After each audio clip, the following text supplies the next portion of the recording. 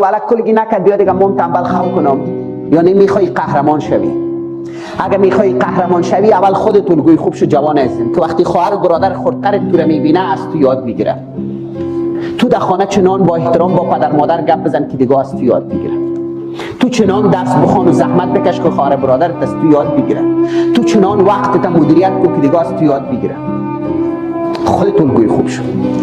جوان فاروس که خوب درس میخونه، خوب زحمت میکشه، ورزش خودم میکنه، مراقب صحت خود است، احترام والدین داره، برای پیشرفت خانواده کار میکنه، برای پیشرفت وطن کار میکنه، فامیل سرش افتخار داره، استادش سرش افتخار داره، خدا خوشش داره.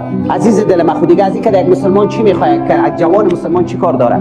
کم والدین بگه شکر ام اولاد داره. من معلم بگه فلانه شاگرد مثل از اینکه میگه بیا فلانه شاگرد تلاوت کس پنج بهترین بیا ده بهترینا باش. ام خدا ازت راضی باشه، ام وطن سرت افتخار کنه. جواب تو میگه